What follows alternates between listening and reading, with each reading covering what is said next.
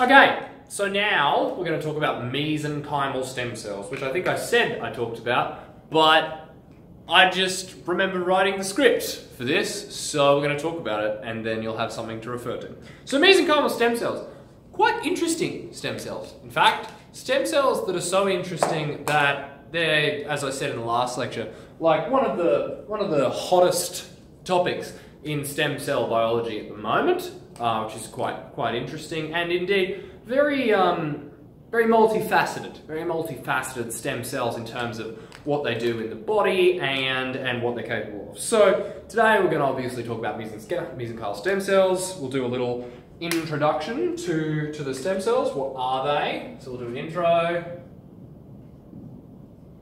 We'll learn, so that's the first thing. Then we'll learn about their immunomodulatory properties.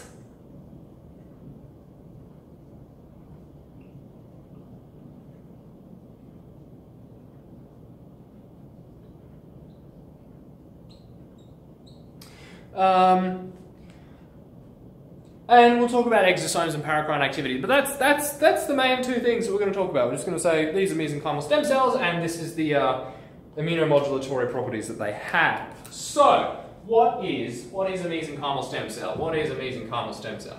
So a mesenchymal stem cell is a stem cell that, if we have our blastocyst, we have our three layers. And I'll do the mesoderm in another layer, in another colour. So we have our endoderm, ectoderm, and so that's a T. Endoderm, ectoderm, endoderm, and mesoderm. And the mesoderm lineage gives rise to the dermis of the skin, a lot of your organs, your cardio, so your heart, your digestive system, a whole lot of stuff, liver, kidneys, a lot of it. A lot of your organs, and a lot indeed of your bone and a whole of your skeletal system as well. So it's a big part of your development. So that's your mesoderm. And the mesenchymal stem cells are more or less the stem cells for that lineage, okay? So mesodermal stem cells. And that's a mesenchymal stem cell. Call it a mesenchymal stem cell. It's just that I'm showing you the kind of stem cell that it is. Okay? So that's a mesenchymal stem cell, and they are the stem cells for the mesoderm. Now, within the mesoderm, there's all your connective tissue, there's a whole bunch of stuff, and that's really important, and we'll go on to talk about that in a minute. But how did we find these mesenchymal stem cells? Well, that's a good question, and we throw back to our good friend Alexander Friedenstein, who did the initial research, asking relatively complicated research questions for his time into mesenchymal stem cells. So his hypothesis was, we found these hematopoietic stem cells, that's really cool, but also I think there's other stem cells in the bone marrow, and I'm going to prove it. So he took bone marrow,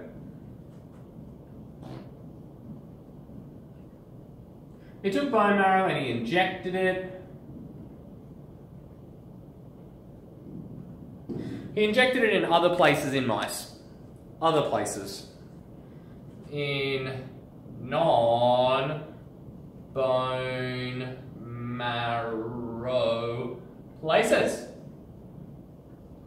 Right, he injected it in non-bone marrow places, which is cool. And what that meant was, when these stem cells grow, they did what they do. They turned into the kinds of tissue that they're capable of turning into. And in this way, we found that these mesenchymal stem cells are able to engraft in other parts of the mouse and produce bone, adipose tissue, and muscular tissue in these places, which proved that we indeed have mesenchymal stem cells in the bone marrow, which is really interesting.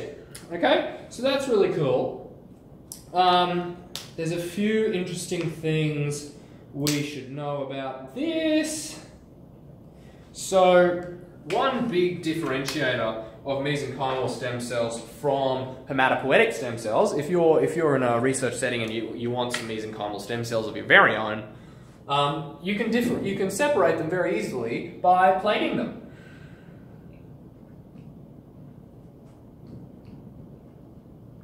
So we take our cells, and we put them in a dish. I seem to be drawing a lot of dishes.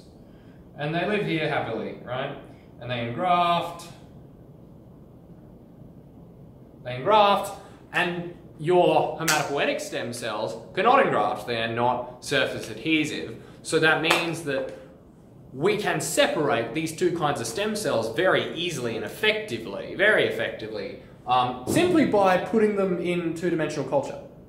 Really cool, really cool. And that's used a lot. So if you want your own mesenchymal stem cells, that's a cool way of getting it. As I mentioned before, they have trilineage differentiation capability, and that's demonstrated. So we get adipose,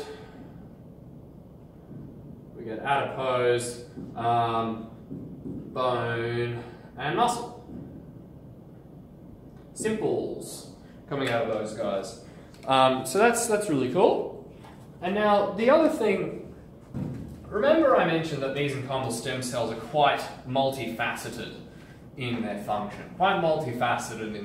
And that's quite a big deal, because mesenchymal stem cells are actually useful as a whole bunch of stuff and not just the production of these tissues, right? So what they do also is they produce stromal support. And this is why we found mesenchymal stem cells in the hematopoietic niche and in the uterine niche with the epithelial cells. Because they're providing this stromal support. They're able to produce the stromal tissue. And what is stromal tissue? It's connective and networking tissue, such that other tissues can grow. So these stem cells, they provide network and support like a good friend. They provide network and support to all of these different tissues, and that's a big deal because it means that they are present and we can find them in just about every tissue of the body. We can find them everywhere, and that's a big deal because it means that we can refine them from all of these different tissues, especially adipose tissue, but they are essential for the construction and functioning of all these different tissues. And later we'll see that not only do they provide stromal support, but they also provide a lot of signaling. Okay, so that's very cool. Yep. So one thing to note is that when you're thinking about your stem cell therapy and you're going to do your research, you need to take into consideration not just your favorite molecule or your favorite therapy, but how you're going to get the stem cells for your research. So an average dose is cells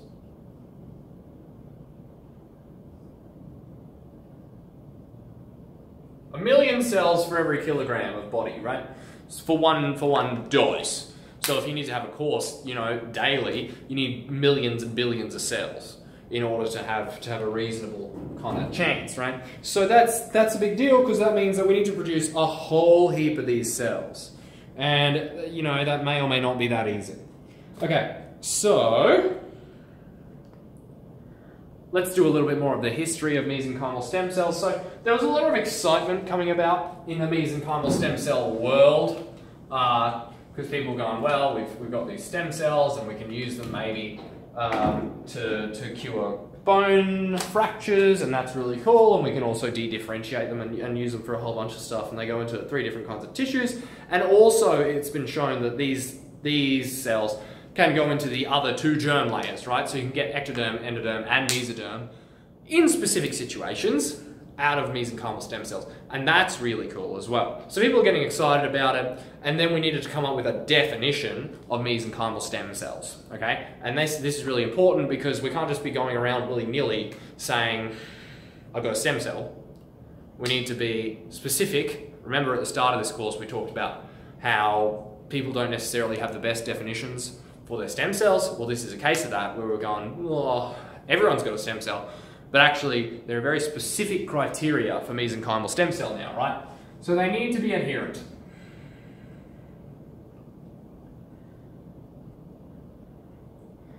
They need to show, and I wrote this down because this is important, they must express all of the following.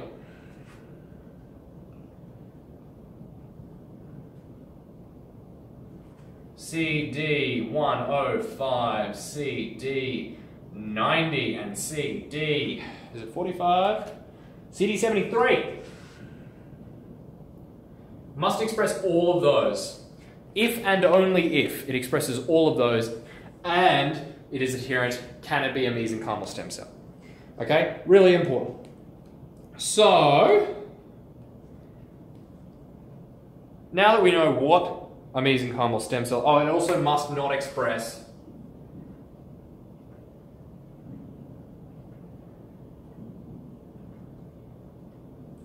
HLA-DR.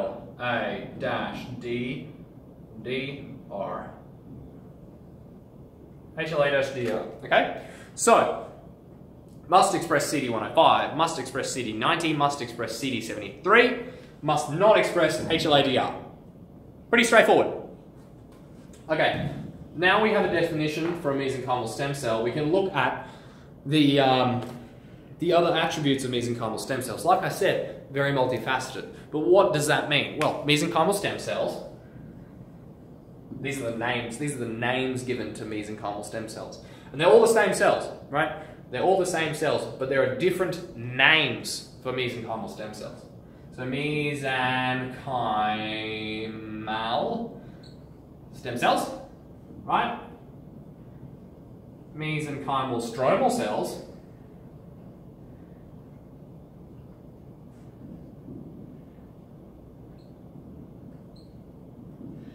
And medicinal signaling cells.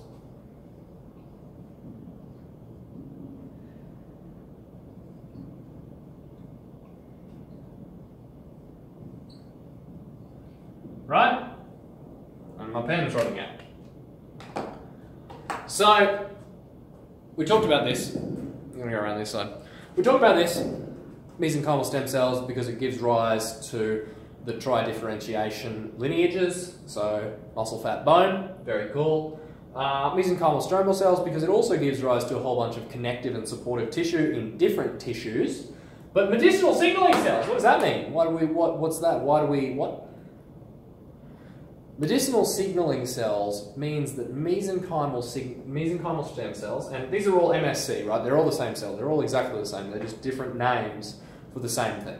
So medicinal signaling cells, we have that name because these cells are capable of releasing a lot of signals to the environment around them and regulating the system. Okay, so that's really important, and we call that immunomodulation. So we're going to talk about immunomodulation now, which was the second topic I said we'd talk about.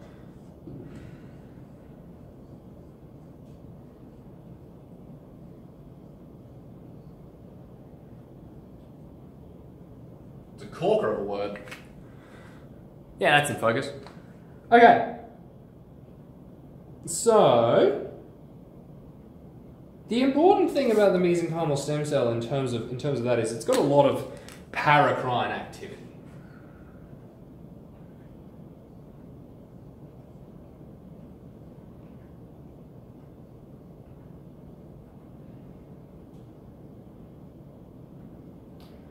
And it produces something very important called exomes. Write that down. Exomes are important. So is having a working pen. I tell you what. How's this one? That's better. So exomes are little lipid packets of paracrines, RNA, all kinds of proteins that we can use to signal and control the environment around us as a cell. Now that's really cool and very important because these paracrines and these exomes allow us to control systems that are quite far away and have quite a powerful impact or the entire environment. So what we can do is, instead of making a whole heap of mesenchymal stem cells, we can kind of make a bowl of exomes.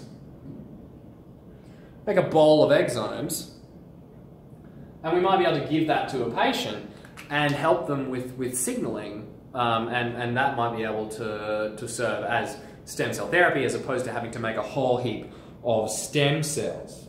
Now, I was discussing before, and this is also quite important, this might be the last thing, is that mesenchymal stem cells don't have HLA-DR. They don't express HLA-DR. Now, what is HLA-DR? HLA-DR, human lymphocyte activator 1 and 2, is how your immune system identifies, your adaptive immune system in particular, identifies foreign bodies. HLA-DR, right? So there are two kinds of HLA. There are two kinds of HLA, and mesenchymal stem cells don't have no HLA-2. No HLA-2. Which means that they don't get picked up by the adaptive immune response, which means that you don't get a whole bunch of T cells coming after your mesenchymal stem cells, which is really cool, and I'd love it if you stayed in focus. That'd be great. So that's really cool, and it means that they're largely histocompatible, they don't trigger an immune response, and that's really unique. That's really cool. Okay. Yep. Yep. Oh, and the last thing is concentrated conditioned media.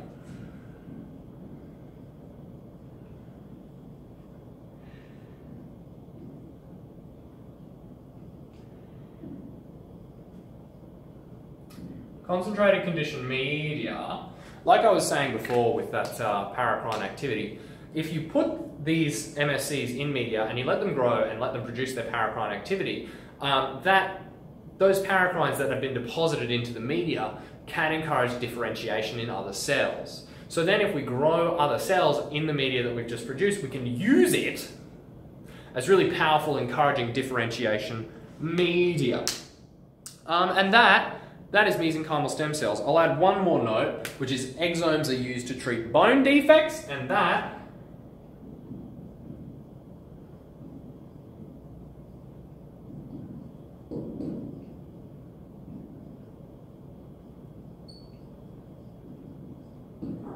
us. Thanks, guys.